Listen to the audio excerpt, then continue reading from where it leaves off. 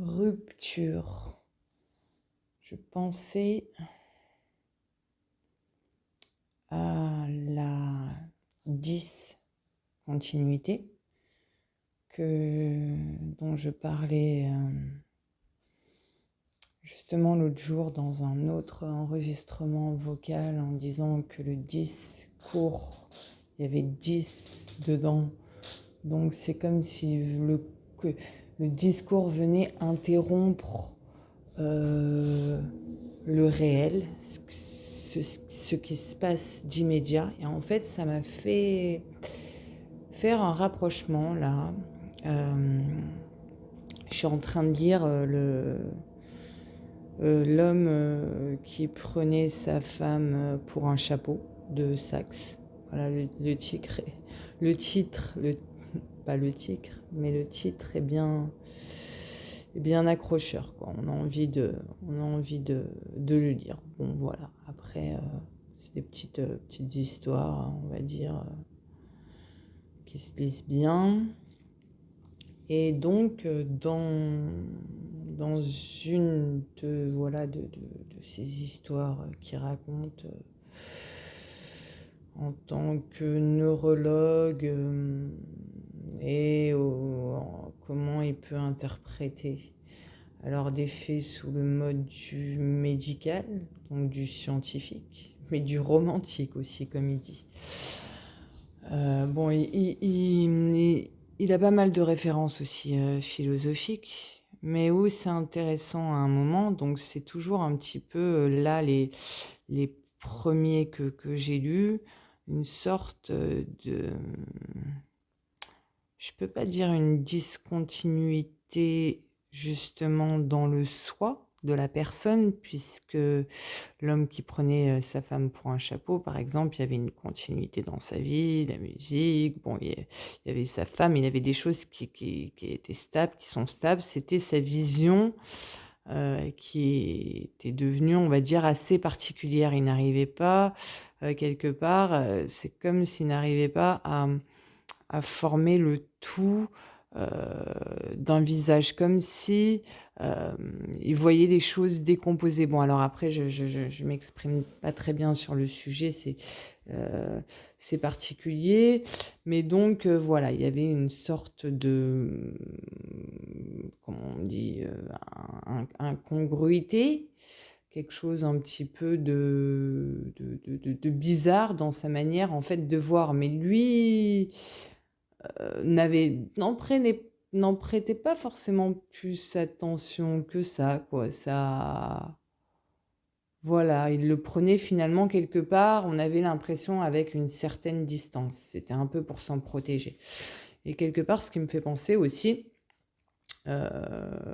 voilà, je regardais aussi une vidéo ce matin d'un psy qui disait comment prendre de la distance, voilà, avec les patients dans la pratique en tant que psychologue. Et donc, il expliquait un peu sa distance. Et voilà. Et là, je fais le parallèle justement avec Sachs. Je pense que la distance, lui, qu'il prenait en tant que neurologue, finalement, c'est le romantisme et sa façon qu'il avait en fait d'interpréter quelque part le comportement de ses patients. Donc voilà, je me dis la distance, peut-être elle est là. Et la distance aussi de la personne, de cet homme qui prenait sa femme pour un chapeau. Il faut prendre des choses avec distance, parce que si tu les prends finalement avec trop on va dire, je sais pas si le mot c'est réalité, mais de terreur peut-être, du coup tu ne peux pas continuer à vivre. Bon bref, du coup je pensais à cette discontinuité et en fait aussi relater donc Saxe l'histoire d'un homme qui avait plus de mémoire en fait. En 2 secondes il oubliait tout. Il était resté dans un passé figé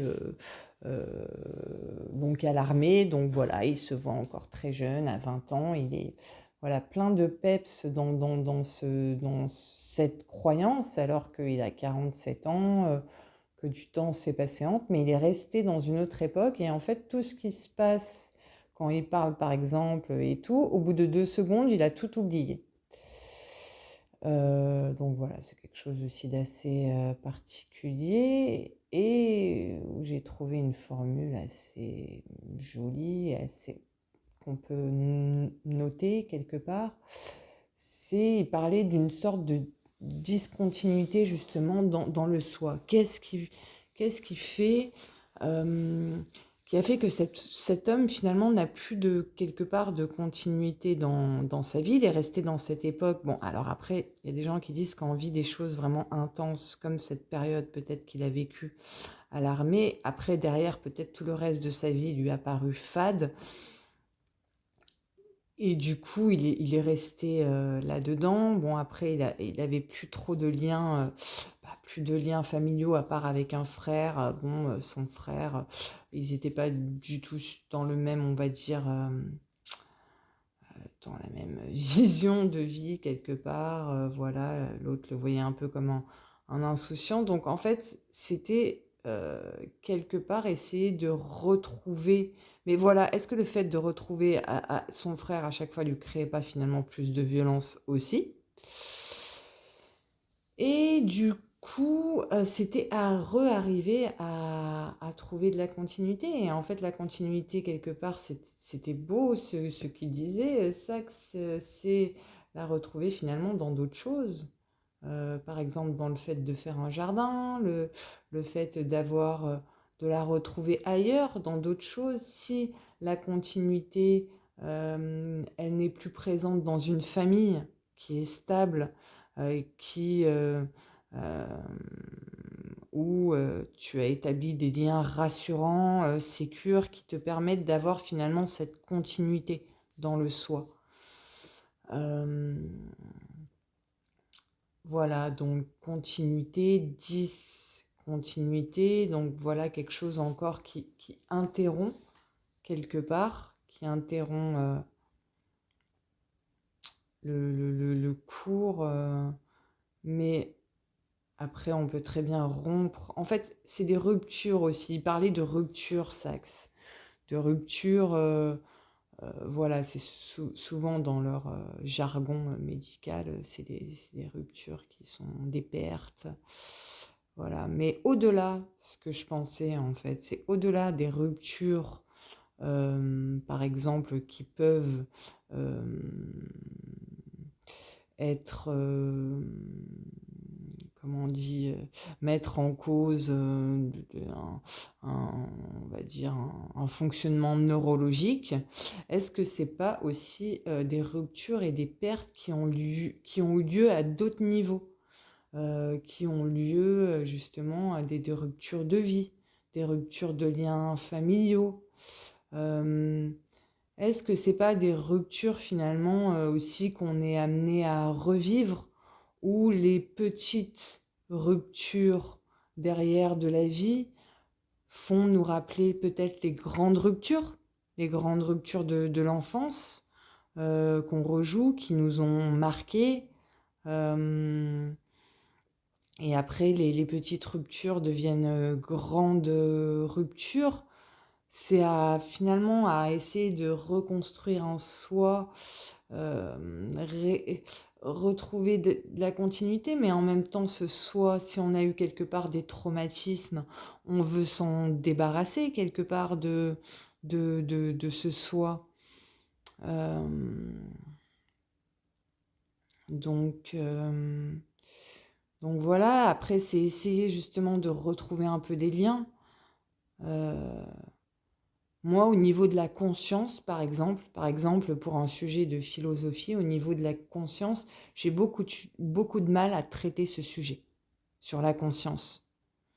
J'ai beaucoup plus de facilité justement à créer sur l'inconscience ou sur d'autres sujets comme le langage. Mais sur la conscience de soi, je sais pas, il y a quelque chose qui m'échappe. Je suis en train de regarder des tableaux que j'ai achetés hier. J'ai une sorte de péché mignon pour les tableaux en ce moment. Et du coup, je me dis, est-ce que ces tableaux que j'ai achetés, du coup, et que j'ai mis voilà, sur les murs, du coup, je me dis: «Est-ce que c'est pas un rappel pour me rappeler qui je suis? Qu'est-ce que j'ai vécu?» Heu, Tout en le mettant dans une sorte de distance. J'ai un tableau, où il y a une jungle, où il y a une très belle verrière magnifique et la jungle un peu qui reprend le dessus autour. Ça me fait penser à Bali. Ce tableau me fait penser à Bali où j'ai vécu de très beaux souvenirs, ouais, des bons moments, des moments un peu fous, hein, j'avoue aussi. Voilà, et il y a un autre tableau en face de moi où il y a une montagne, où il y a des gens qui sont sur un sommet, une pointe, mais en équilibre, mais c'est très... elle est très belle cette image.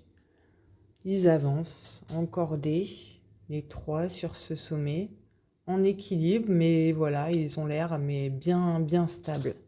Cette photo est magnifique. Et j'ai acheté aussi une autre photo de Tokyo, la nuit, avec ses éclairages, et un homme qui marche avec son parapluie et un bagage dans les mains. J'ai voyagé en Asie, oui. L'Asie m'a toujours attirée, m'a toujours fascinée. J'ai une histoire, j'ai un lien avec l'Asie. Voilà. J'ai des photos, moi aussi,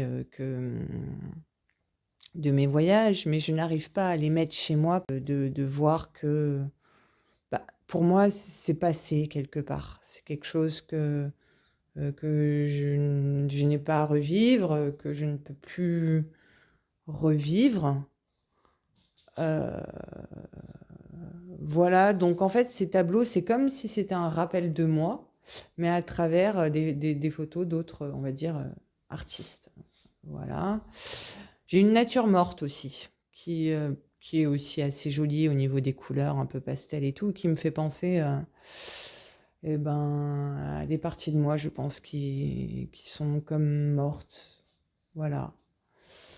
Après, j'ai une autre petite photo aussi que j'avais achetée il y a longtemps, où c'est un hôtel au Japon qui a été abandonné ou vieilli. Et en fait, où il y a toutes les luminaires qui sont aussi magnifiques et tous ces fauteuils qui tiennent en place, qui sont encore accrochés, mais c'est une, une photo un peu de dévastation.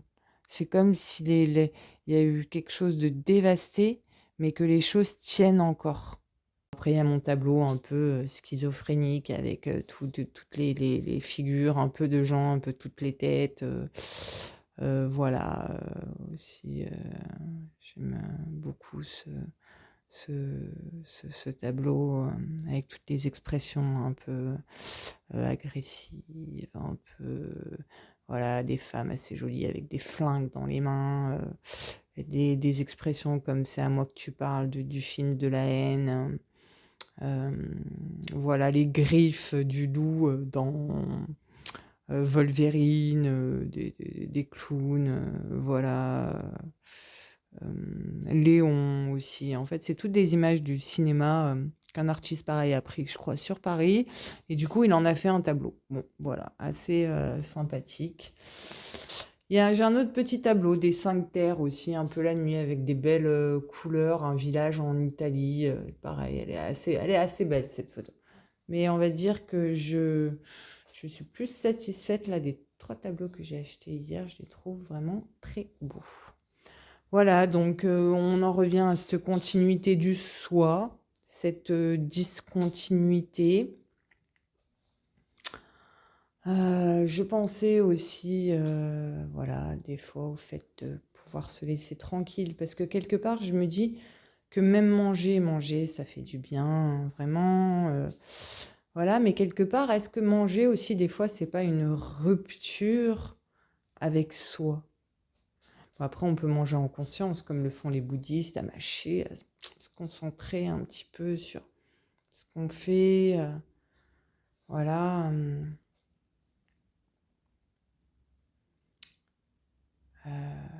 En fait, c'est essayer de retrouver un fil. Ça me fait penser au fil de la pelote. Le fil de la pelote et où je retricote en ce moment. C'est ma grand-mère qui m'avait appris. Alors, est-ce que c'est un moyen d'être encore en lien avec elle, ma grand-mère, une de mes grand-mères que j'adorais, voilà, ma grand-mère préférée. Du coup, voilà, même si cette écharpe, je n'en ferai rien, hein, mais je tricote et je la détricoterai. Voilà, je prends juste pour le kiff de tricoter, de détricoter. Et ben voilà, en fait, c'est ça, je crois, un peu l'histoire. C'est d'arriver à retrouver un peu le fil. Alors, tout ça, voilà, pour repartir, c'est pas repartir, pas continuité, discontinuité, rupture, perte, le discours. Voilà, le continu, le discontinu, ça me faisait penser à autre chose. Justement, j'ai perdu le fil de la pelote pour pouvoir retrouver cette idée par rapport à ce discontinu. Les choses, des ruptures. Et je pense aux choses qui font irruption. Je pensais à rupture comme une ruption, éruption. Quelque chose qui arrive, et quelque chose qui casse.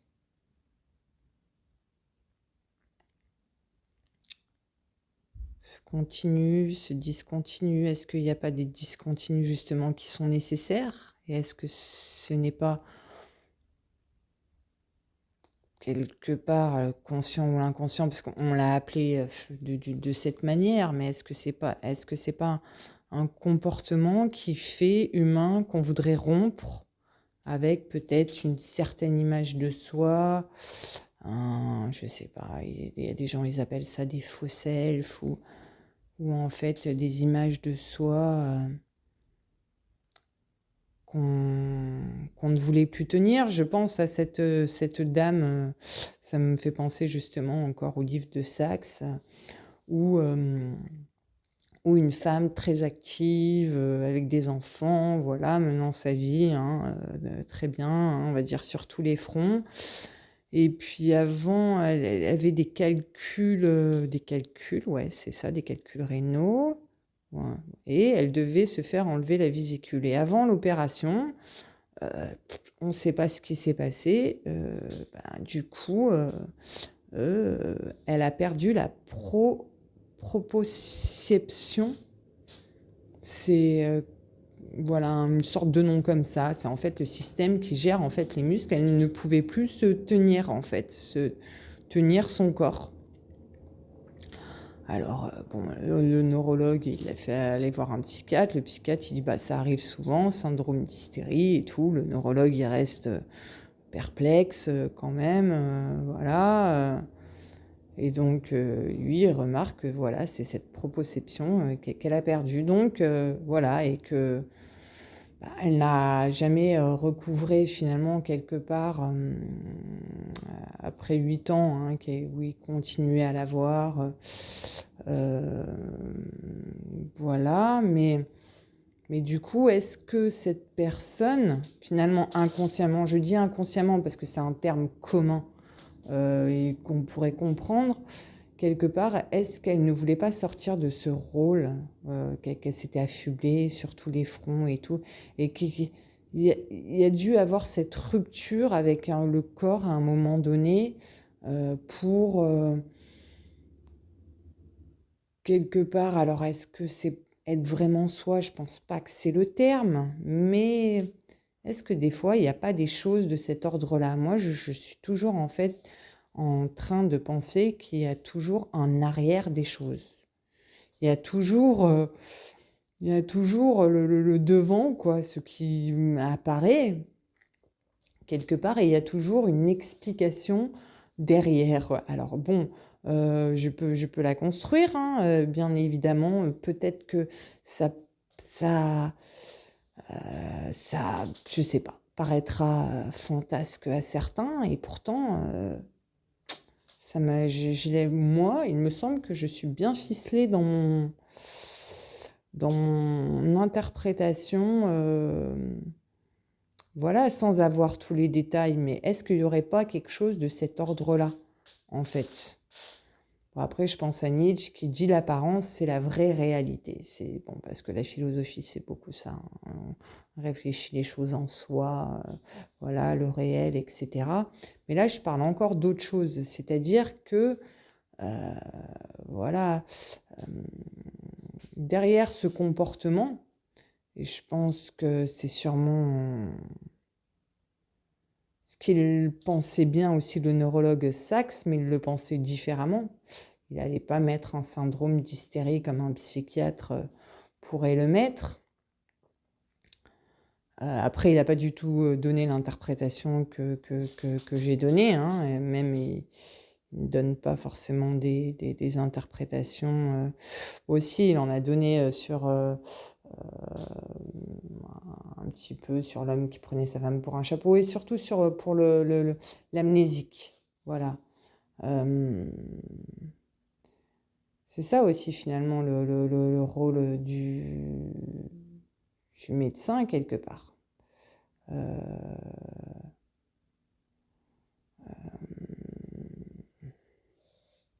C'est soit s'en tenir aux faits ou aller au-delà des choses.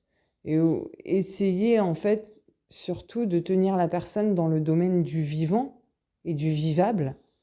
Surtout, je pense que elle est là aussi l'importance, quoi qu'il ait pu se passer, quoi qu'il ait pu advenir, ou quoi qui ait amené cette personne, cette femme par exemple, à perdre cette proprioception. Quoi qu'il en soit, aujourd'hui c'est comme ça, elle l'a. Elle l'a, donc, il va bien falloir qu'elle apprenne à vivre avec ça, ou qu'elle vive avec ça. Mais c'est vrai qu'on essaye de toujours chercher la cause à l'effet. Moi, en tout cas, je cherche toujours la cause à l'effet, parce que pour moi, tous les effets, quelque part, ont une cause, sont engendrés par une cause. Il n'y a pas de chose magique qui fait que on est devenu comme ça, pouf, comme ça. Alors après, on ne dit pas, ok, il y a des sensibilités, chacun est différent, il y a de la génétique, il y en a un qui prendra ça comme ça et tout.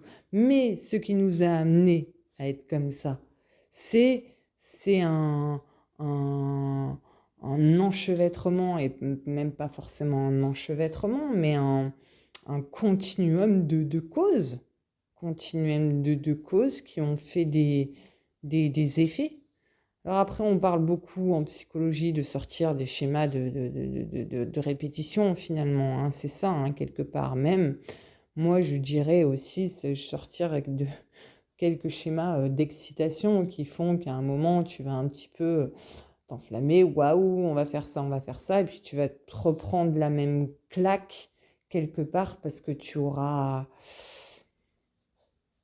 seras peut-être précipité, tu seras allé dans quelque chose où tu t'es leurré, quelque chose qui ne te convenait pas, tu aurais dû mettre un stop à un moment où tu ne l'as pas mis, tu vas sur une mauvaise voie finalement. Tu vas sur une voie où l'issue est la rupture. C'est compliqué de tout expliquer finalement quelque part sous cet ordre-là.